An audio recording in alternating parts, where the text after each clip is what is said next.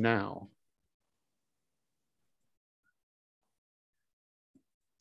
Hi, everybody. My name is Bill Tyson. It's a pleasure for me to introduce Raymond Leury, today's presenter.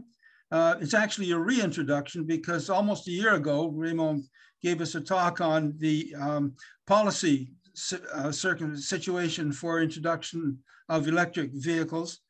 He made a prediction at that time that there are going to be major changes. I think that that has certainly come true, as we know that electric vehicles are one of the hottest things on the market these days.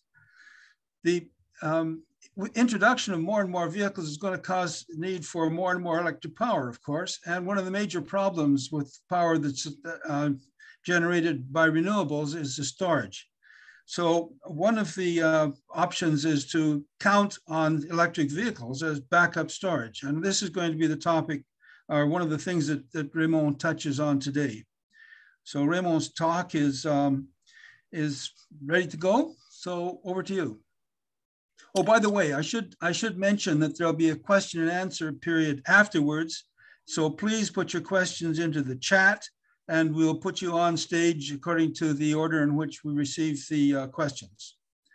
Okay, over to you, Raymond. Thanks a lot, Bill. Let's get started. So today I'm going to be talking about the integration, I guess, of the grid and EVs for storage. But to set the context, what I want to do is give some brief background on what the power grid looks like. So to give you an idea of how things work in that space. It's quite a fascinating topic. I could spend hours talking about it, but I'll just do a quick overview just to set the context so that it informs the later discussion. Then I'll talk about the speed of change. So actually, before we started recording, we were having a discussion about how fast EVs will be adopted and all that. So I'll show you some numbers and some examples of how fast things could happen. Then we'll tie that into how does that fit into the overall picture of the grid and EVs. I'll talk about specific numbers for Ontario. And then we'll finish off with policy implications. So if you look at the power grid, I will oversimplify the discussion here. Okay, so for those who are very familiar about the issues surrounding the grid, HART in particular, you'll see that this is somewhat of an oversimplification. But essentially, a diagram on the right shows more or less all the components of a typical power grid. And essentially, if you're not familiar with how the grid works, you could look at it as something like a big water distribution system. It's very, very similar in the way it operates, in that what happens is electricity flows from what are high pressure to low pressure locations, measured in volts, actually. And there is some storage somewhere. So in a water system, we have these big tanks that store water. In the grid, the legacy grid, we don't have so much storage. So the storage is mostly hydro reservoirs that store water that we could use to produce electricity when there's demand for electricity. Now, the legacy model is really defined by very large centralized production facilities, so coal plants, nuclear plants, very large gas plants that are centralized and then that use very expensive distribution networks, so transmission lines that nobody wants to see in their backyard. So unfortunately, it's deploying new transmission lines is one of the most difficult things to do these days because people don't like the impact it has on the scenery in their backyard, right? And I could tell you myself, I've learned to love windmills, and I think it's interesting to see them dance in the wind, as it would be, but I think never particularly like seeing transmission lines. They're just not pretty. So again, the storage we have is limited mostly to hydro reservoirs. There are some new developments happening right now. We will talk about that a bit more in the future slides, but it's mostly hydro reservoirs. So the big characteristic of the power grid is that demand and supply needs to be balanced at 100% of the time. Okay, so the way that in Ontario, the IESO, the Independent Electricity System Operator, the way that they deal with this is that they will put online the power that's needed to meet the demand that's happening at every time of the day. So it's a very delicate balancing act where they make sure that they have enough supply to meet demand at every time of the day, right? Every single minute, every second of the day, this has to be balanced. The other thing is that the frequency has to be maintained at 60 hertz. And this is sounds maybe trivial for those who aren't familiar with the grid, but it's a really big issue where every single production facility has to be in phase to be able to have an operational grid. So, the background of operating the grid is quite difficult and quite complex, even though from our perspective, it looks pretty easy. So where do you make money in this system? I just wanted to point out that it's not just by supplying power. Okay, so the big producers typically make most of their money by supplying power to the grid. However, there are other players in the market that make money by having standby dispatchable power. So we'll see in the next few slides that the grid demand varies quite a bit, and having power on standby to be able to meet the demand is a valuable asset. So people get paid for having the capacity there unutilized, but ready to be utilized when we need it. And also people are making money for frequency regulation to help with that particular problem. So if you're looking at Ontario, this on the right, you see the usage yesterday around 8 to 9 p.m. And so it's characterized by a number of things. So we have what's typically referred to as a base load, which in Ontario is mostly nuclear. There is some hydro that's used as base load, but it's mostly nuclear. Nuclear, it's on or off.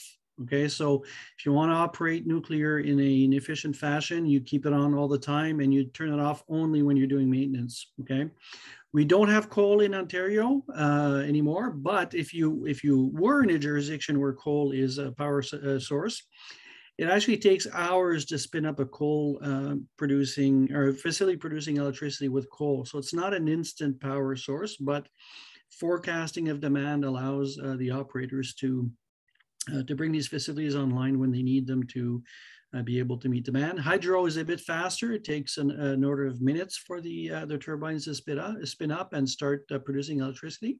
So these are the main components of the base load. The other component that we see quite often in Ontario, and you can see yesterday it contributed about 15% of the grid, of the capacity, is gas. So natural gas plants in Ontario are used as what we refer to as peaker plants. So they're used mostly to meet peak demand. So in times of the day when there isn't that much demand, the peaker plants are shut off, and they're brought back online only when we need to add to the peak because there's lots of demand. So for those of you who are familiar with solar and wind, the issue with solar and wind, and this is why the base load people will tell you that wind and solar, quote unquote, will never meet base load, is that solar only generates when there's sun shining on it, and wind it's only generates when it's windy. So wind is actually very often curtailed in Ontario. So if you see here, the wind yesterday was at 7.4%. I've seen the wind in Ontario go up to well over 20% at some periods of time. But it is very often curtailed because there's too much electricity available in the system, and we can't oversupply the system either, right? So we can't undersupply it and can't oversupply it. We have to match demand all the time. So the other part of the grid that we're seeing is batteries or storage. There's storage of all sorts, but here we'll deal mostly with lithium-ion batteries. The advantage of batteries is that they give you sub-second response. So they're very good at providing on-demand power, dispatchable power, and also very good to help with the frequency regulation because they're very, very fast to respond. But they're expensive if you build them just for the purpose of storing energy or frequency regulation. So the idea is, well, can we do something else with those batteries? And you've probably guessed what that other thing is. But so one of the big myths that we see regularly when we talk about EVs is that the grid will collapse when we have lots of EVs. Well, in fact, if you look at the graph on the left-hand side or right-hand side, that is the demand and the forecast demand. So the dotted line is the forecast, and the full line is the actual demand for a period in October of last year. And you can see there the weekend, the peaks are lower, the utilization is lower. But the point is the demand varies significantly throughout the day. So it's possible for us to use the low periods to charge vehicles, and then perhaps take those vehicles and feed back to the grid some electricity during those peaks and avoid burning gas and other fossil fuel-based sources, okay? So the other thing is that EVs are what are referred to as distributed energy resources. So they are resources that could provide power that are distributed throughout the territory where the operators operate, which means that you don't need to provision expensive transmission lines to be able to integrate these energy resources into the grid. So if you think about it, my neighborhood here, if there are a number of EVs that are producing power to shave the peak in the late afternoon, early evening, the power would go from my house to the local, essentially local neighborhood here, possibly even on just my side of the transformer, and never get on any kind of high voltage lines. So, so to provide that kind of capacity, we don't need to deploy expensive and unsightly transmission lines, right? So, so that's a big advantage. The other thing is that it provides a more resilient system. The reason for that is that you have your sources of production spread out throughout the territory. So if there's any kind of damage like a storm, which we've seen recently, you have many more points of production that could that would survive the event in the case where there is a storm or something else that impacts production. So another factor that's going to affect things is what's referred to as a duck curve. And without going too much into details about the duck curve, this is an example from California. And this is where the idea of the duck curve first started appearing. If you look at the line at the bottom, the gray line at the bottom, that is the production of solar in California in 2016. Okay, so about 6 years ago. And you see that obviously because it's sunny during the day, the production peaks during the day and there's no production at night. And the total demand is what we see in blue. And so the orange is what the centralized power plants need to provide to make up for the difference between solar and the demand on the grid. So what we're seeing is a very large dip in the what the grid needs to provide during the daytime. Okay, and that's because we're producing a lot of solar during the day. So, so the idea there is that this curve will get worse over time. So as the production of solar increases, and we're seeing massive increases in the adoption of solar, that means that that orange curve is going to come down. So if you think about the baseload discussion we had a few slides ago, at some point, there's the baseload has way too much energy to actually use in real time. So we need storage. Bottom line is we need storage to put this electricity somewhere when it's being produced, so we could use it when it's going to be consumed. So, okay, so as I'm sure you know, money drives investment decisions. And without getting into too much detail, we have had many energy transitions over the last century or so. My father, who would be 103 today if he was still alive, used to shovel coal to heat buildings in the 40s when he was a young adult.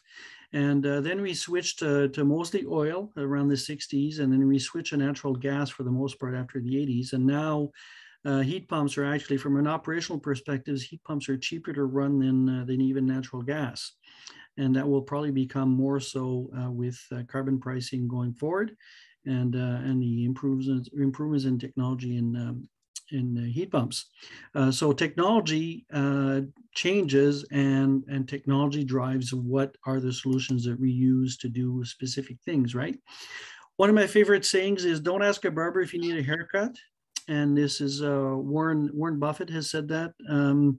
The point I'm trying to make here is that if you talk to some people out there, and there's a lot of very big, very influential industries, including the nuclear industry and the oil industry, that are leading us to believe that things won't change as fast as they would or they could. And the nuclear industry is very, very vocal about the fact that this base load is required to be able to support the grid. And if we don't have this base load provided by, funny enough, nuclear industry, their nuclear energy, that the grid will collapse. But you know, when the nuclear industry is making statements of that type, it's clear to me, anyways, that they're trying to justify you know, their existence. So they're not going to, just like the cigarette industry, they're not going to say that their industry is obsolete and won't be required in the future, right? Same with the oil industry, talking about the natural gas as being a great transition energy source. We'll get into that in more detail, but bottom line is we need to be careful when we're hearing about stuff, where it comes from and why it's being said, right? And one of my other sayings, I don't have the source here, but the Stone Age did not end because we ran out of stones, right? So the oil and or fossil fuel age won't end because we run out of fossil fuels. It'll end because we have better technologies. So speed of change, just want to talk about that a bit. And this here, I used to work for Microsoft, as some of you know, and when I was at Microsoft during those 18 years, we had many transitions we went through, including from on-premises computing resources to cloud computing resources. And it was always interesting to see how, you know, how things didn't seem to go fast enough over the short term. But when you look back 10 years ago, it's unbelievable the progress that's been made, right? So, so things could change very fast. So here on the right-hand side, this is the International Energy Agency, which is part of the UN. And they do annual projections of all sorts of things energy-wise. And I've seen some of the recent forecasts. This is a picture I got about some a bit older forecast, but not that old. Excuse me. And the point I'm trying to make here is that if you look at the orange curve, it's clear, excuse me, it's clear that we're seeing an exponential growth in the deployment of solar. However, the IEA and many other similar bodies have been predicting, in particular, linear growth, which you could see there. So, and that's just not the reality of how technology gets adopted. So if you look at the green arrow that I put on top of the graph, on the right-hand side, that is the projection that they did in 2014 for what the capacity would be in 2030. Well, we met that number within 4 years of their projection, right? So, so when you see projections of how much solar and wind could be deployed, how many EVs are going to be on the roads, think about how the projections are made, and think about who is doing the projection.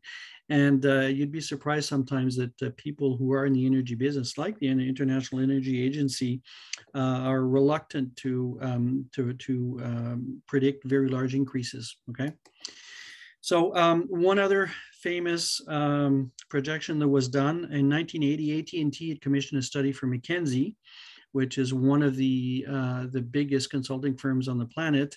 And the AT&T, who invented the cellular phone, wanted to know how many phones would be in use by the year 2000. And the answer from these high-priced consultants was, well, you could expect about 900,000 users in 20 years. So what did AT&T do?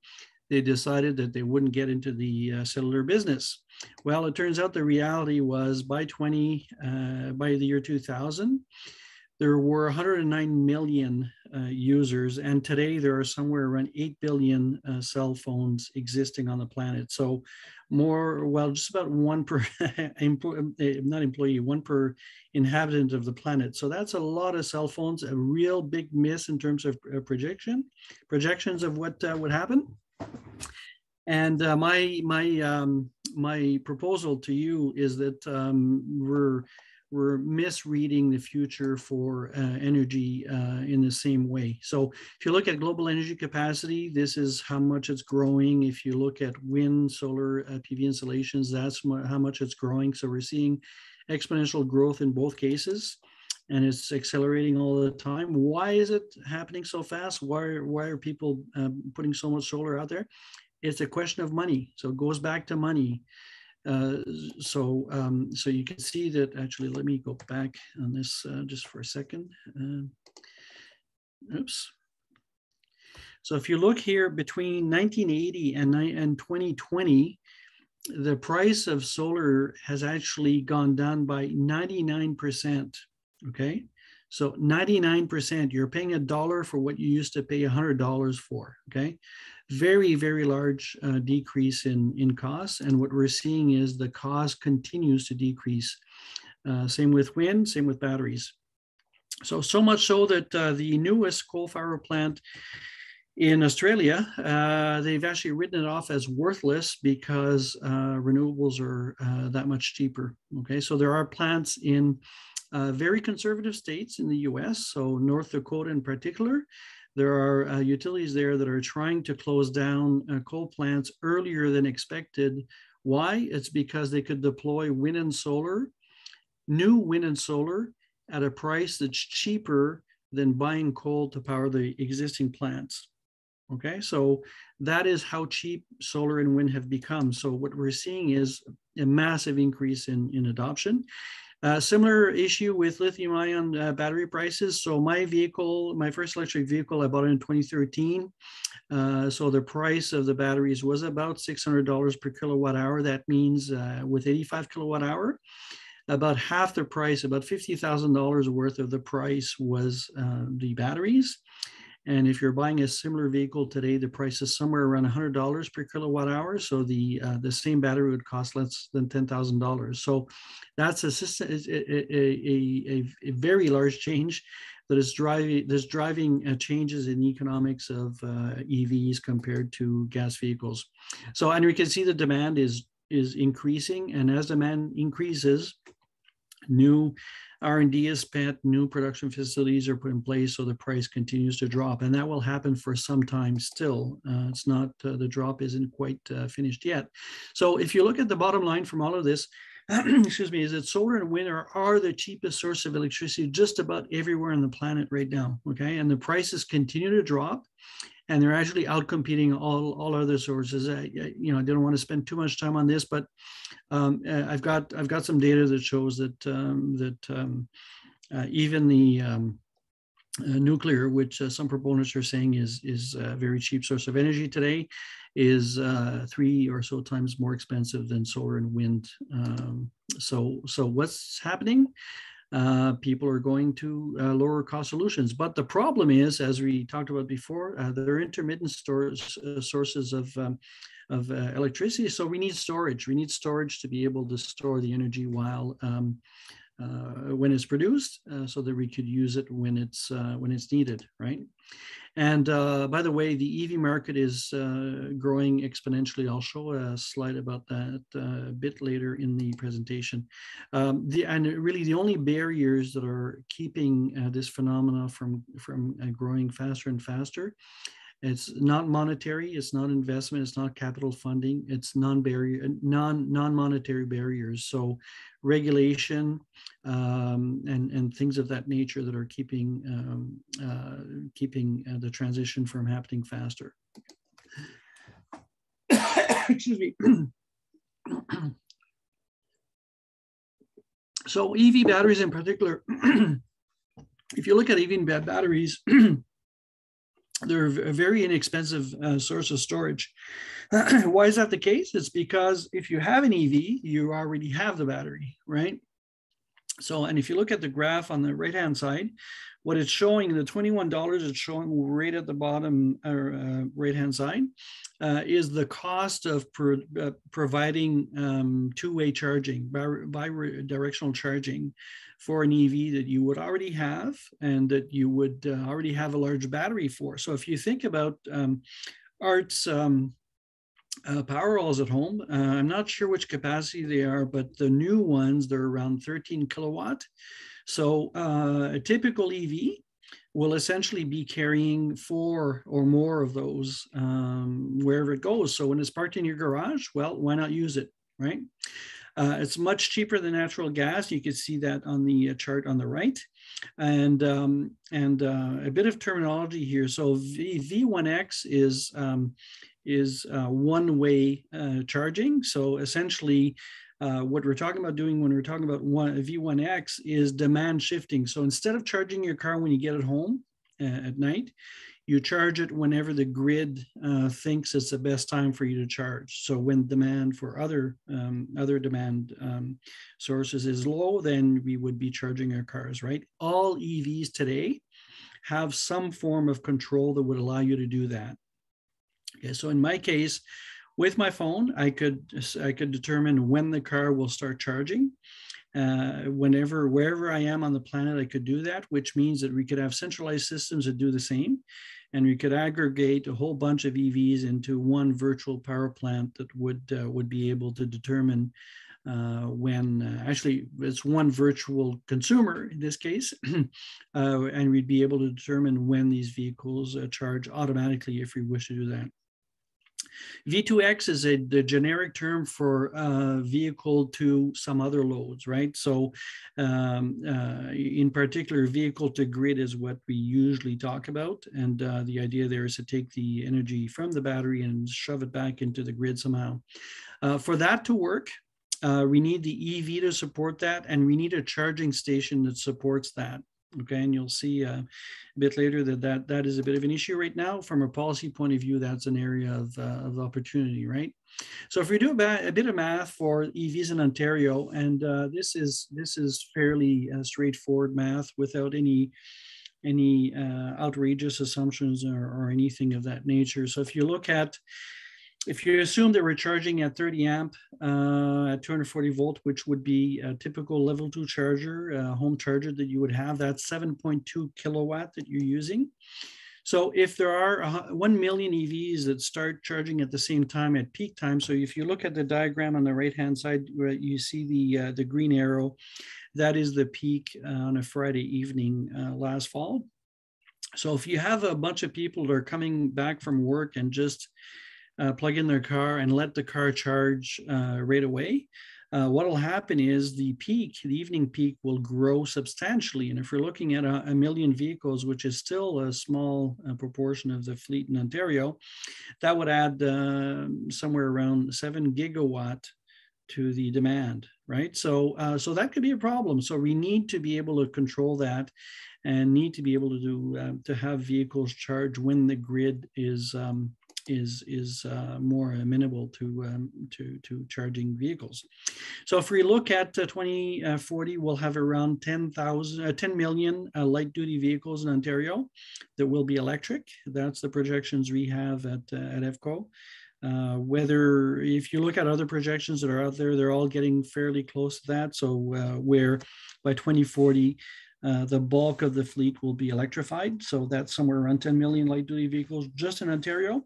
Well, that's 72 gigawatt if everybody charges at the same time. Obviously, not everybody would, in the worst case scenarios, be charging at the same time. But the point is that would cause a massive increase in the demand during peak times in the early evening.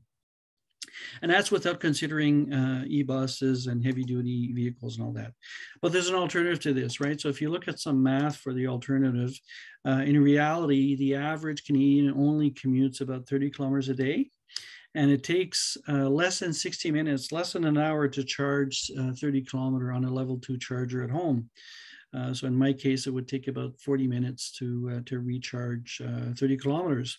So if we assume, though, 1 hour per vehicle per day, and we spread the load overnight between 7 p.m. and 7 a.m., Well, at 1 million vehicles on the roads charging overnight, that means we need an extra 600 megawatts, which is much smaller, right? So if you look at the graph on the right-hand side, 600 megawatts barely shows on this graph, right? It's a bit of a bump, but not much of a bump. And our forecast is that we'll have somewhere probably between 4 and 6 million light-duty EVs in Ontario by 2030. That's our forecast. The low-end forecast is about 1 million. So this is going to happen fairly soon, right? So if you look at the total fleet being electrified, 10 million light-duty vehicles, that means we need about 6 gigawatts of extra capacity. The grid in Ontario right now has a capacity of somewhere around 27 or so gigawatt. So we could actually probably fit in that 6 megawatt within the existing capacity. That being said, we'd have to use lots of natural gas, and that's not a good idea for a bunch of reasons. Okay, so a bit more math. So if we use vehicle to grid to shave the peak, okay, so here we're shaving the peak. We're not just shifting the demand. We're actually taking energy from the vehicles to reduce the afternoon and morning peak on the grid. So if you take an example, very conservative example here, let's say 1 million EVs that are plugged in at peak time, and they're drawing only 2 kilowatt each, okay? And that would be, if you look at the peak on the right-hand side, it'd be for a couple of hours that we would need that. That's only 4 kilowatt hours of capacity taken out of a battery that's on average about 60 kilowatt hours, right? So, so it's a very small portion of the battery that would be used for that. And this alone would add 2 gigawatts of capacity to the grid. Okay, so the numbers get very, very big, very fast. If you look at a more concrete example, the F-150 Lightning, it supports 11 kilowatt of vehicle to grid, okay? So assuming that all EVs will match 11 kilowatt, and actually there are plans for vehicles that would do up to 22 kilowatt. But if every vehicle in Ontario supported 11 kilowatt, that means we would have a total discharge capacity of 110 gigawatt by 2040. That represents 4 times the entire peak, okay, the entire forecasted peak for 2040. So you see that when the numbers of EVs get big, the possibilities get very interesting. And so it'd be possible for us to shave the peak and completely eliminate the use of gas by using a very small proportion of the vehicles, right? So if you're thinking, well, the vehicles aren't always plugged in, they're not always parked, yes. But then if you start running the numbers, you'll see that vehicles are parked about 95% of the time. So they are available to either take a charge or provide a charge most of the time. And again, with larger numbers, there's always plenty of vehicles available to provide the service to the grid. So another big advantage here is you don't need massive upgrades to the grid. Why? Because these vehicles are distributed all over the operating area. So you don't need to take a whole bunch of electricity from, say, EVs in Toronto and ship it to Ottawa to shave the peak in Ottawa. You'd be using local vehicles in Ottawa to redistribute some power in the local grid here and not require any massive upgrades. So there's lots of good reasons why using EVs as storage for green energy would be a good idea. The other thing with green energy, solar in particular, we have roofs all over the place that could be used to deploy solar. Again, these are roofs that are in locations where we have demand for electricity, so we don't need extensive, expensive distribution grids to be able to get the energy to the consumers, okay? So a bit, I said that I talk about the market share of EVs and how fast it's growing. So I'll talk about it a tiny bit. So here, this is the EFCO projections for market share. So in 2017, okay, so 5 years ago or so, redid these projections here and have not changed the projections. Okay, so the red line you see there is the projections we had back then. Our projections are based on a exponential growth, a very simple formula for exponential growth. And you see it starting to taper off past 75, 80% or so. It starts to flatten out because, of course, it can't get above 100% market share. But our projection was showing that at this time we'd be a bit lower than what the reality is. So the first quarter of this year, the proportion of EVs that were made up new sales of light duty vehicles in Canada was somewhere around 8.2%. I believe it's 8.2. And that's slightly above what we had projected, right? So what we're seeing is in Canada, we're seeing the demand grow exponentially. And if you look at other countries, Canada is a bit of a laggard in this space. If you look at what's happening in Europe, in many countries in Europe, we're seeing them, 2 or 3 years ahead of us on this curve. And if you look at us 3 years from now, we're talking somewhere around 30% or so of market share. So we're estimating that by 2030 or so, we'll be, actually this curve is underestimates it a bit, but we'll be somewhere near 100% market share of light duty vehicles will be electric. Okay, what's driving that? It's price, it's money again. So we expect by that time that EVs will be at par or cheaper than gas vehicles. The cost of running an EV, both the fuel, so the electricity and the maintenance, is much cheaper. So it will become a really no-brainer for people to move over to an EV over the next few years. So we're already seeing the possibility of saving money with an EV, but that will become even more the case as time progresses. Okay. So what does this all mean from a policy implication point of view? And I did want to touch on this a bit because there was a document that we sent over to, and Art will be able to comment on what's been happening with that document, but a document about policy suggestions to the federal government. And and some of those are in here. So the Ontario Energy Board regulates the market in Ontario, and we need regulatory support for a vehicle to grid or vehicle to any other load.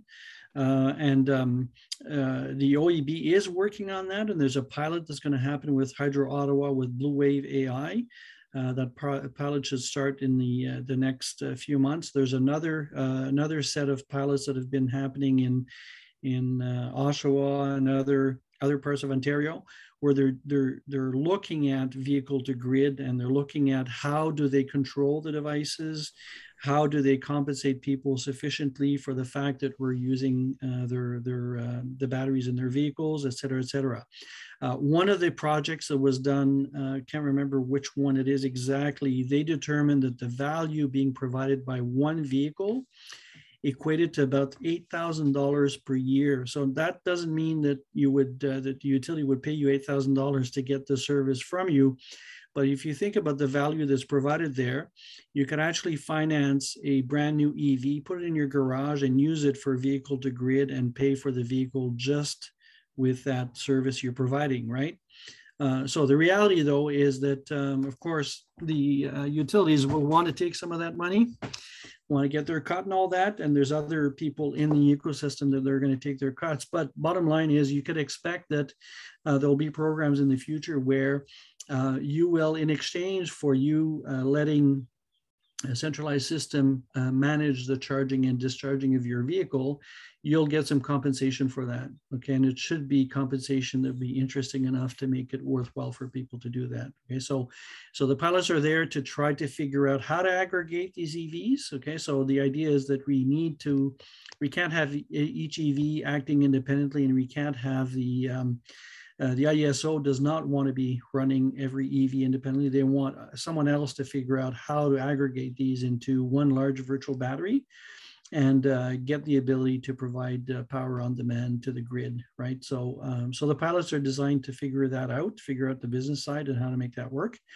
And the IESO plays a very important role in Ontario. They are the ones who determine which sources of supply are put on the grid and to meet the demand that there is at any point in time on the grid, right? So they have a very important role to play in figuring out how to coordinate all this stuff. So they will play a central role in managing how we're going to integrate these EVs into the grid. The other thing is that I did mention that for V1X, every vehicle today would support that. However, not every vehicle supports vehicle to grid. So one of the things we propose from a policy perspective is that it be mandated that all EVs in the future would support bidirectional charging, and also that there would be no impact on the warranty. So if you look at Teslas in particular at the moment, if you're using them, there's no capability built in to use them for to provide a backup power or something. However, if you MacGyver something to make it happen, which is quite possible, it voids your warranty. So so we want to make sure that there are some parameters set so that you know, utilities can't just drain your battery to zero and ignore the possible consequences on the degradation of your battery. But there has to be a bit of an understanding as to you know, avoiding the impact on the warranty, and also avoiding doing things that would degrade the battery prematurely.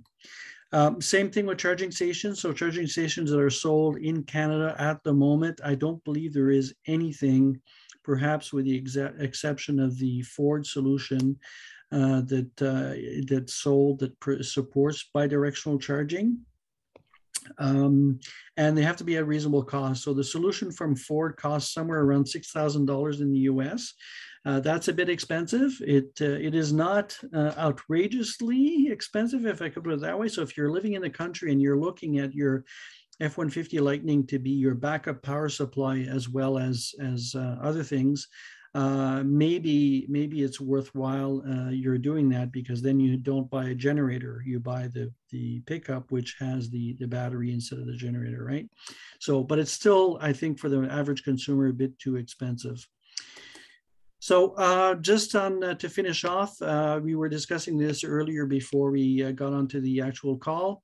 The EU today just decided that they're going to ban the sale of new gas and diesel vehicles by 2035. So if you think that this will take a long time, you think it'll be 2050 by the time that all cars are electric, I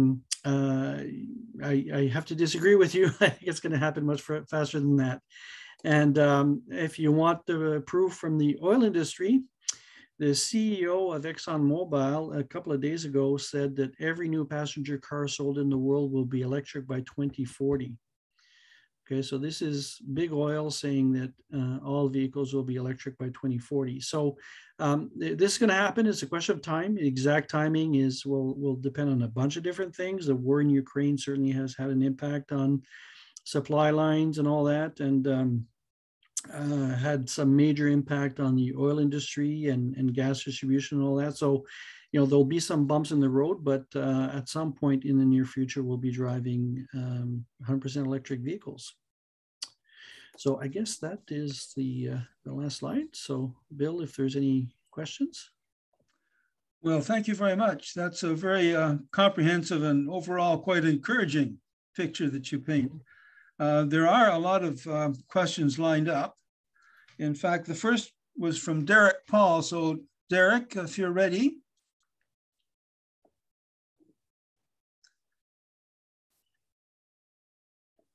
Art, can we connect Derek Paul? All right, I'm doing it. How's that? Okay. Looks good. Yeah, yeah. My question was, I better get it up.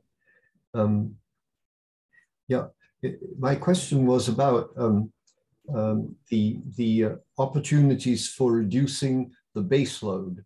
And I know it's not quite in line with your talk, but it occurred to me that if the base load got greatly reduced, the percentage difference in maximum and minimum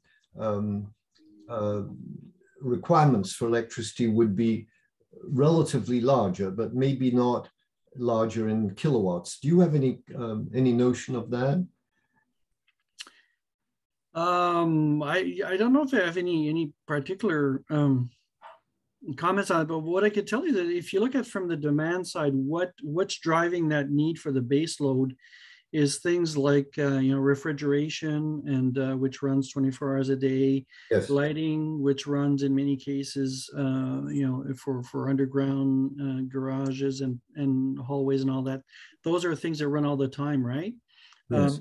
And if you look at what's happening in the energy efficiency side of things, there's been much progress in making those things much more efficient, right? So appliances are much more efficient than they used to be, and LED lighting is much more efficient than incandescent light bulbs. So that may cause the base load to or the base demand, let's say, to decrease over time, right? But I wouldn't know what else to answer aside from that.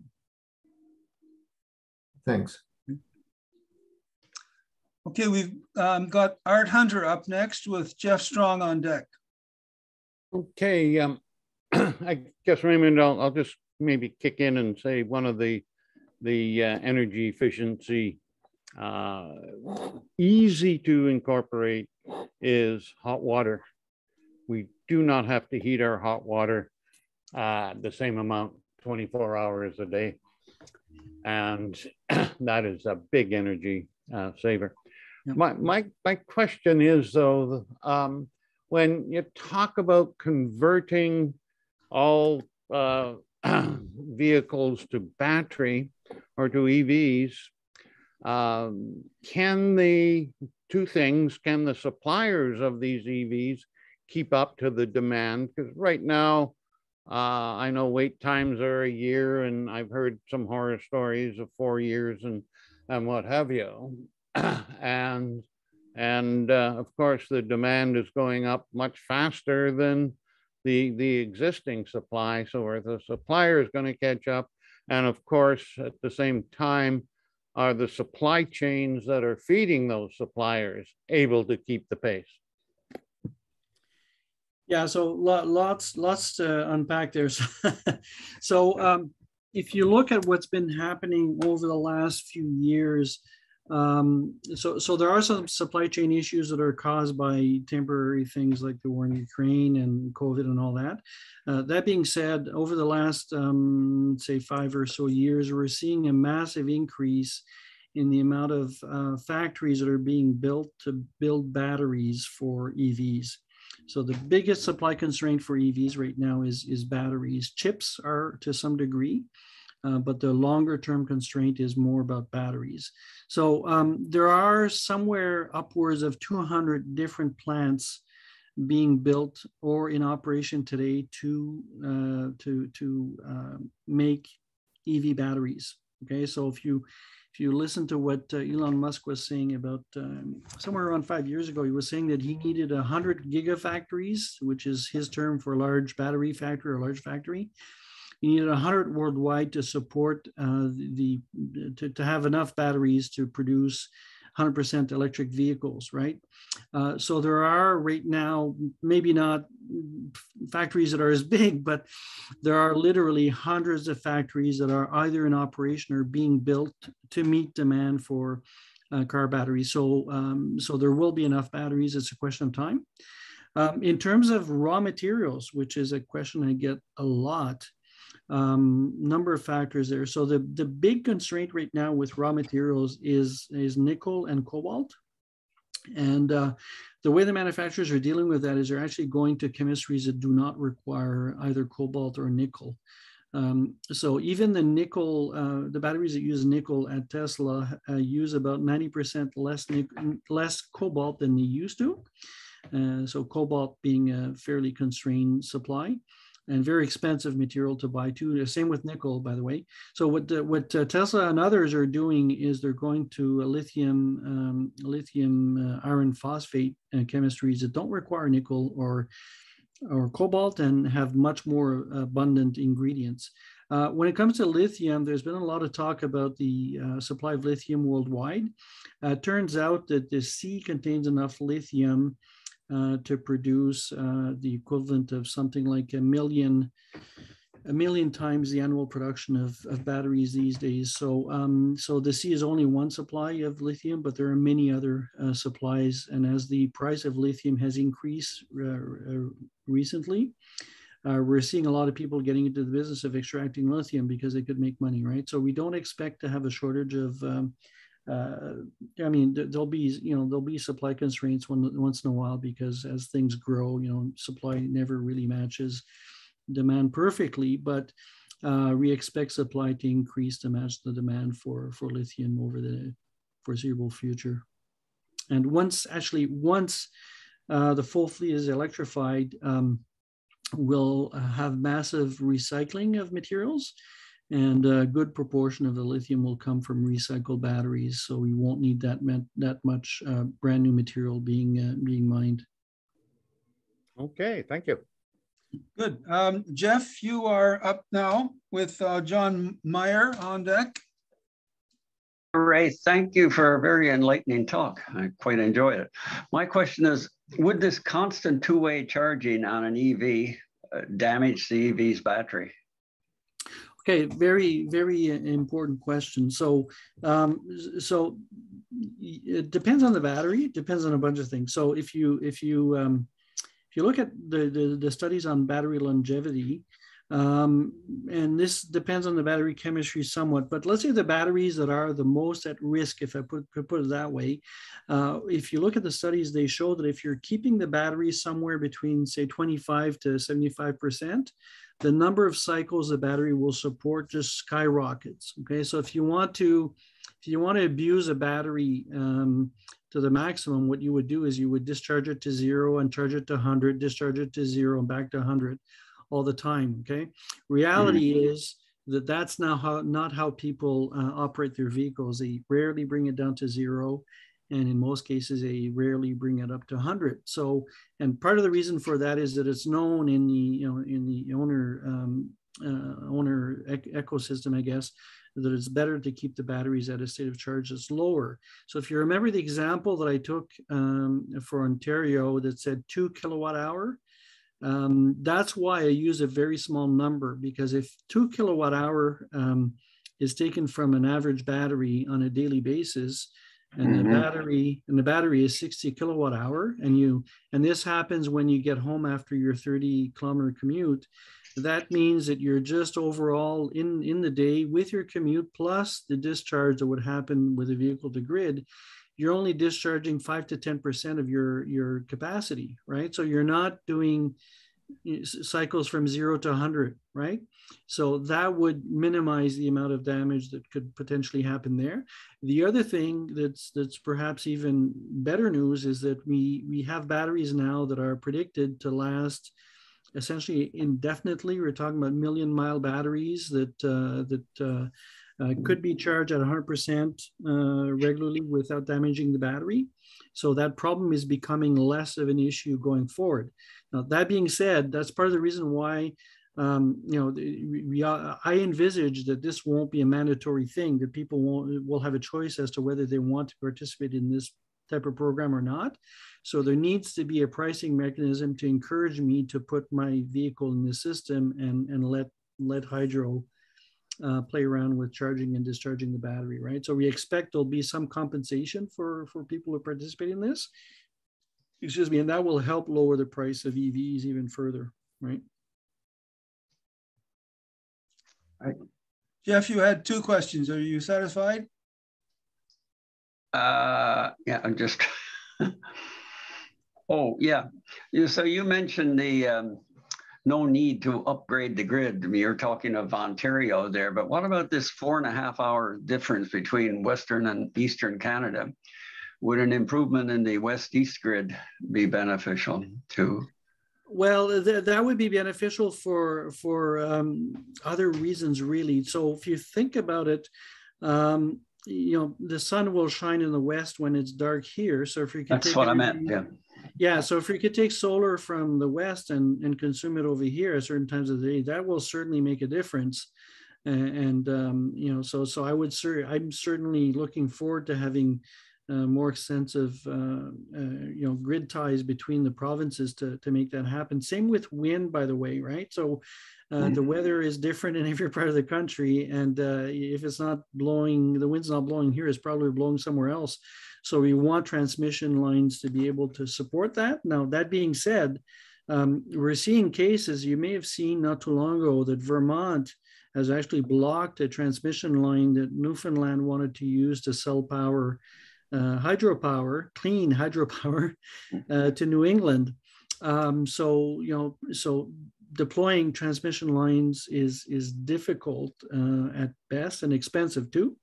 So if we could avoid it by producing the energy locally and storing it locally, then the business case is better, right? So certainly I would love to see bigger ties between the provinces, but for all sorts of reasons. If you think about Quebec could be a storage area for us in because they have large hydro reservoirs, right? But in winter, we actually sell lots of electricity to Quebec because they use lots of electrical heating, right? So there's benefits on both sides to have a more integrated grid, and it allows all sorts of things that are that would save money over time, right? But that's a slightly different question. Right. Thanks. Okay. Okay, John Meyer, you're next with Mary Hagan on deck. Hey, Raymond, thanks very much for a comprehensive presentation that is positive on EVs, which are my #1 suggestion for reducing individuals' carbon footprint. So good stuff. I calculate that if the entire private car fleet, the light vehicle fleet in Ontario went EV, the generating capacity required would be only 21% extra. The idea is that we'll never have enough electricity to run EVs, I think is bogus. The factor I used was an average energy consumption of 0.2 kilowatt hours per kilometer. And that's pretty, even with the big EVs we're making now, that's quite a lot. So I think the amount would actually be lower. The percentage would be lower, maybe 12 or 15% extra capacity. Does that line up with what you people find? Absolutely. Now, the other thing you need to think about if you want to have a larger discussion about the grid and capacity and all that. So the oil industry actually uses lots of electricity to refine oil, right? Okay. So if we're at a point where our need for refined petroleum products drops significantly, and it's likely to happen, then our need for electricity to refine oil is going to drop also, right? Okay. So if you start looking at the implications of all this, it gets pretty it's interesting in the ramifications that people don't think of normally, right? So the other thing in that same vein, if you think about greenhouse gases in Canada, so the passenger fleet is about 25% of our greenhouse gas emissions countrywide. But let's say that reduction, so if we get rid of all the gas cars and diesel cars, we reduce by 25%. Well, you have to think about what is a corresponding reduction in our oil and gas production sector. So oil and gas represents almost a third of our emissions in Canada, right? So if let's say that half of that is for in-country consumption of fuel, then maybe half of that goes away if we transition the whole fleet to electric, right? So sometimes we forget that all these things are somewhat interconnected, right? And it's interesting to see what the impact on one part of the economy will have on another one, right? Yeah, I agree. I also think that my second suggestion is geothermal for heating. And of course, that's going to be run on electricity, which is going to increase demand and reduce natural gas usage, plus the repatriation of manufacturing, which is just going to be a gross increase in electricity demand. Yeah, so it plays out in ways, but I mean, this is the way it's going. So good stuff. Yeah, absolutely. So one thing to note too with heating, about 25% of the heating in Ontario currently is electric. Okay. So but that's mostly baseboard heating. Yep.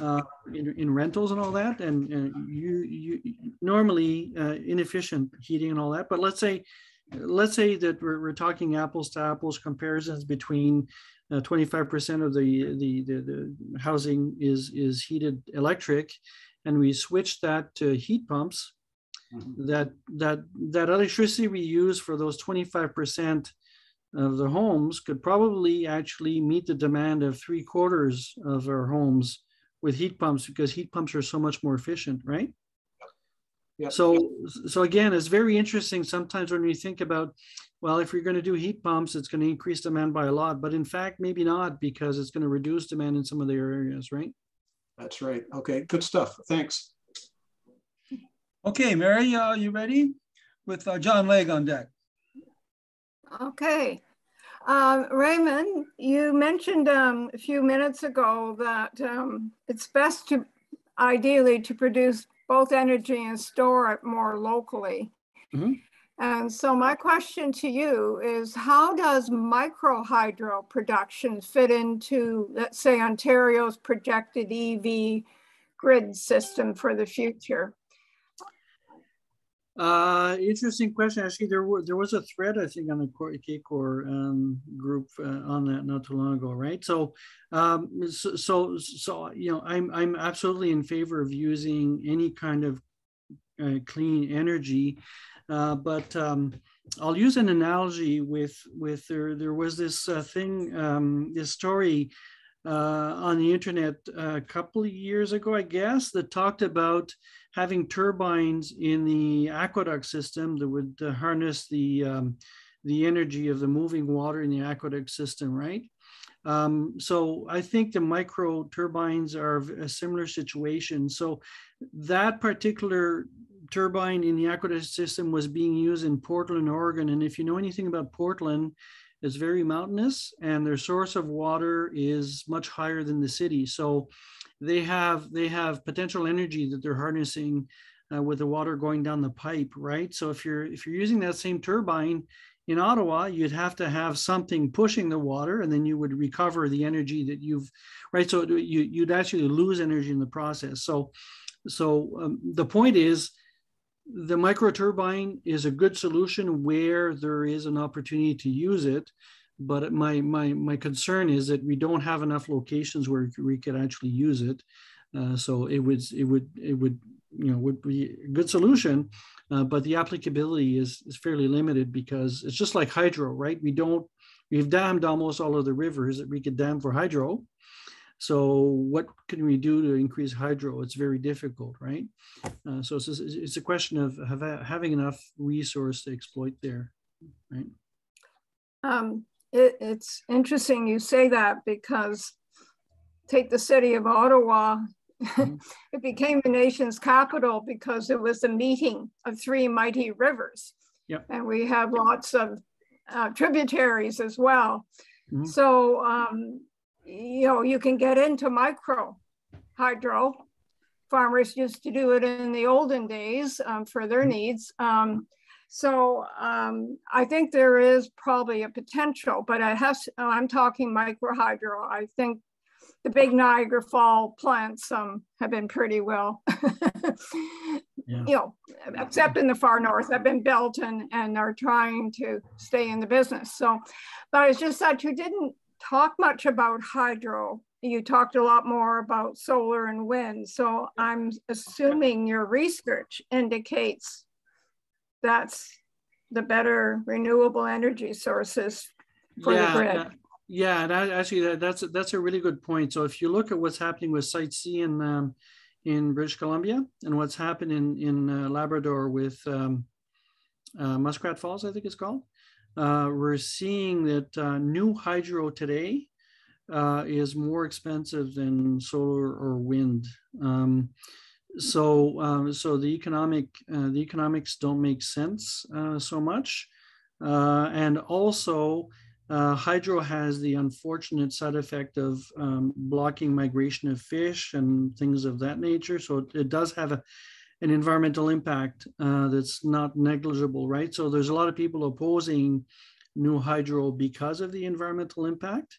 And hydro, since it's so expensive, there may be some cases where hydro makes sense, especially in underdeveloped countries. But in Canada, I think the era of big hydro projects is over. It'll be, if you look at the example of Quebec, Quebec is deploying wind right now. They're not deploying new hydro, right? That's interesting. Yeah. No, my personal feeling, I know a little bit about the business, but is that it probably would make the most sense if, let's say, Ontario really said, we'll get the best bang for this buck if we really commit to regional smaller systems. And then every area can assess what's our potential for wind, solar, hydro, and where do we get the best mix. And just leave it at that. But I was just curious what you thought. Thank you. Yeah, okay. Actually, I will talk a bit more on that, because if you look at, not to make too much of a long digression, but if you look at the production of green hydrogen that would be desirable for the production of steel that's in Hamilton, right? One of the best areas for wind in Canada is actually Lake Erie. And Lake Erie is fairly shallow. So my utopic vision is we would cover Lake Erie with wind turbines and use that clean electricity to produce green hydrogen so that we could produce cleaner steel, right? And so there's lots of potential there. And if you look at a lot of people are asking, well, what if we use solar? Are we going to put solar on farmland, right? Well, solar on a farmland is probably not the best choice. But if you look at a typical satellite image of any city in Canada, you'll see tons and tons of roofs that have nothing on them that are ripe for solar, right? And the side of buildings, same thing.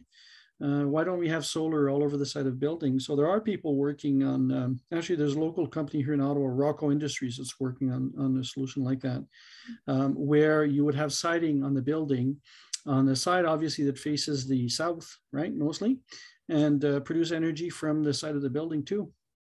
So there are plenty of opportunities, and if you look at so one study I saw was asking the question, well, how much space do we need total for solar for all of our needs? It turns out that it's somewhere about a third of the space we currently use for the oil and gas industry production. So when you put things in perspective a bit, it doesn't look that bad, right?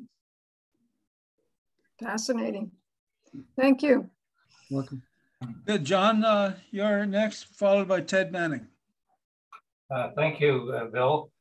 Raymond, that was quite something. That my question had to do with the role of an educator, and here I'm looking at you as an educator. I could see, for example, from your graph, at least the title which went along with your daily graphs. And the title was The Math for EVs in Ontario. And I could just see from a combination of your daily graphs and your narrative, the whole potential that you're talking about.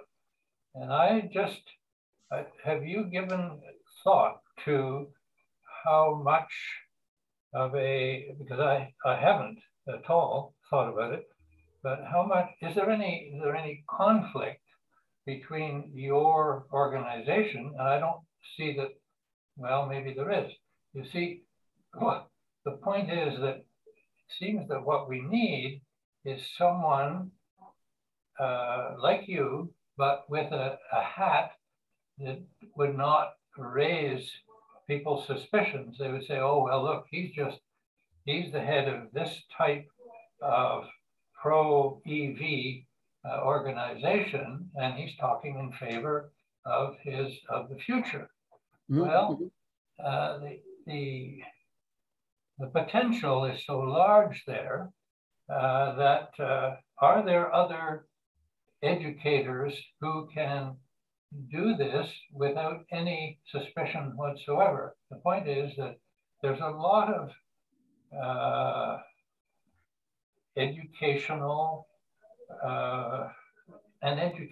role in what you're doing, but perhaps by someone else who's saying, boy, oh boy, you know, here's what the future looks like.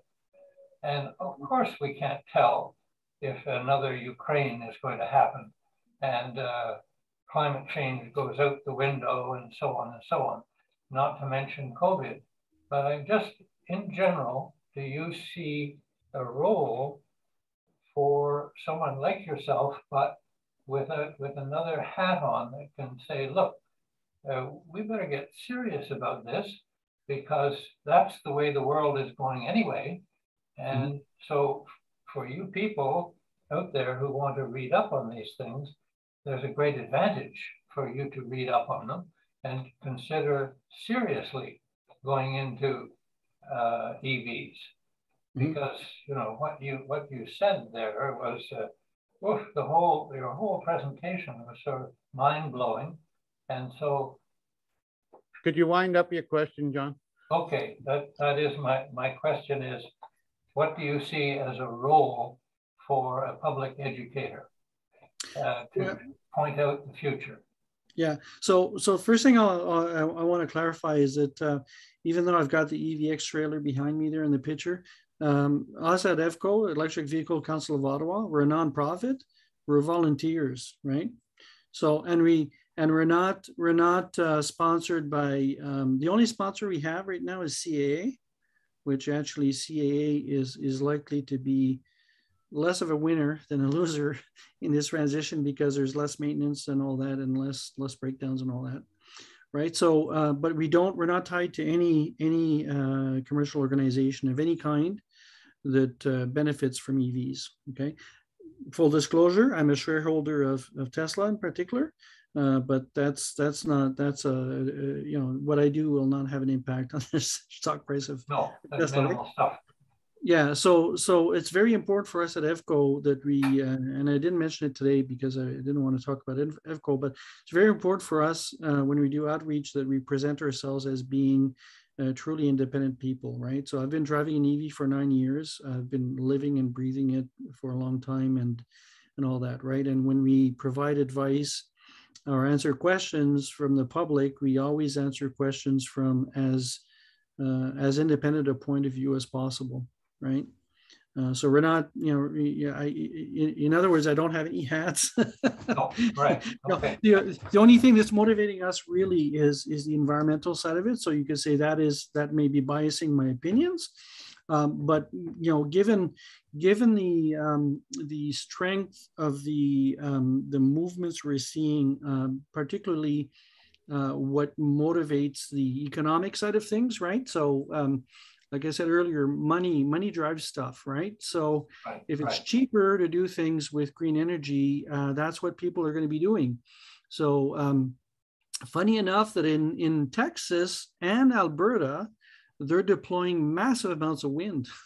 Okay, why? It's because it's cheaper.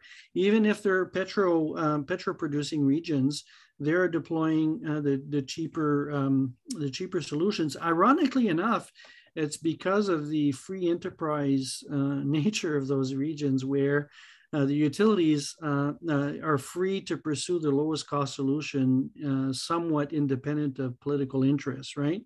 Somewhat independent, right?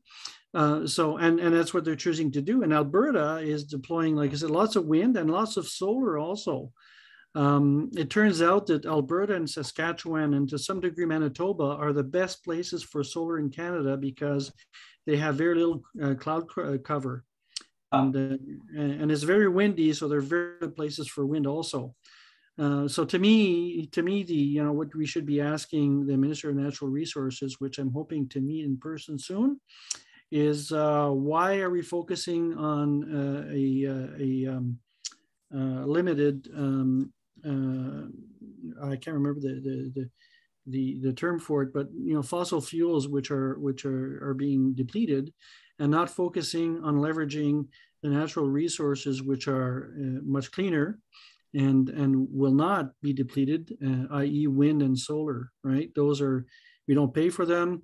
They don't, they'll come every day for the foreseeable until humans are here anyway. So why aren't we leveraging those natural resources first, and then using oil when and if we need to, right?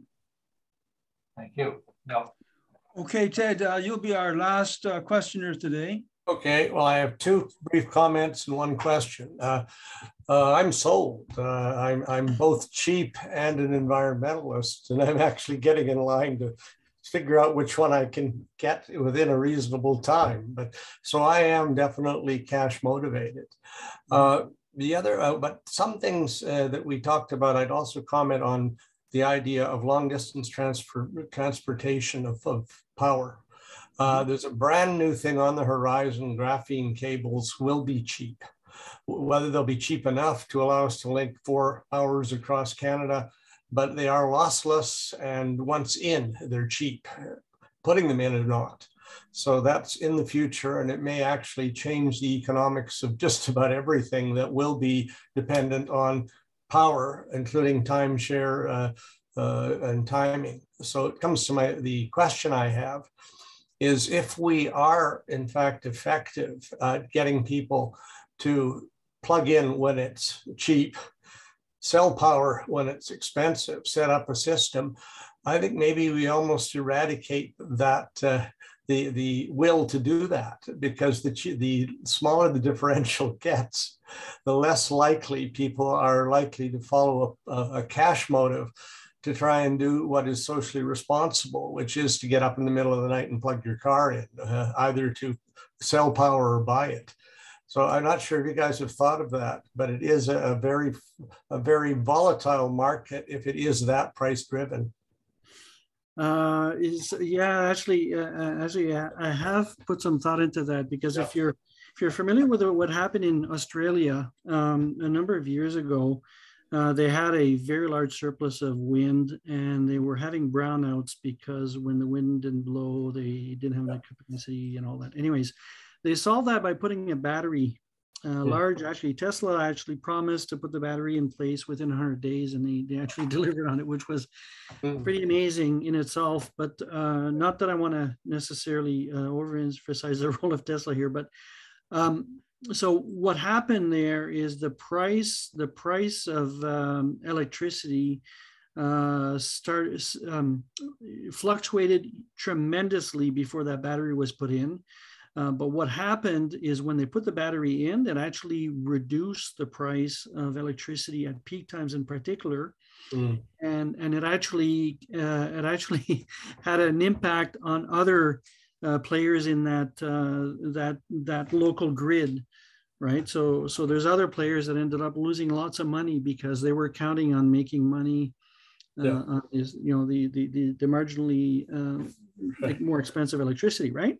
So I believe the same thing will happen as you say with EVs, as there's more EVs and all that. But at some point, the incentive will probably be smaller to participate, but I think there'll be some incentive. There'll probably be something like a cell program. So if you buy a cell phone, you get data with it, unlimited data if you pay a certain amount. So there may be a program with Hydro Ottawa where you get some kind of a package, and one of the things you give in return is you let the utility take care of charging your car, right? And in my case, I know because I've been driving electric for so long, I'm less concerned about range and that kind of stuff. So I could tell you that for me personally, if the utility would take care of charging my car and just within certain parameters, right, making sure that in the morning I have a certain minimum amount of range and all that, I'm happy to let the utility charge the car whenever they want to charge it. That doesn't make any difference to me, really. I'm probably sleeping anyways. So, but you're right. I think the value will diminish as more and more people are able to provide the service to the grid. So, but that'll shake out, I guess, in the. Well, thanks, Raymond. That's very, very, very intelligent. That's why we need to apply systems thinking from places like the Club of Rome to these kinds of issues. So thank you very much. You're welcome. Good. Well, that winds up our questions. Jean Doherty, I think you're going to say closing remarks. Yes, thank you. Thank you, Bill. And Raymond, it's my pleasure to get the opportunity to thank you on behalf of KCOR. Your talk was really enlightening for me. It's very nice to see that there are people who are thinking along these lines and can actually pull out and give the results and the information that people need to start making decisions. It was wonderful talk, and really thank you very, very much. I think this has been a good opportunity for people to think in these terms. And the other thing that came to my mind while I was listening to your talk is that you've spanned the space between the really big thinkers who are talking about major environmental issues that are facing us and the small scale things. This is right in the middle, and it was really, really nice to see this information being brought to us. So again, thank you very, very much. Thank you. For all the people who are here today, I encourage you to go to our website, canadiancore.com, where you will have the opportunity to see the link to our Stay Informed section, which will give you the access to this particular talk going up onto our YouTube site. The kcore.com also has a lot of other opportunities for you to explore information about the challenges that are facing us and what we can be doing to help mitigate our circumstances. It's also, if you wish to become a member for KCOR, you can do that on our website as well. So please go to our website and take a look at that. And again, Raymond, thank you for a really, really interesting talk.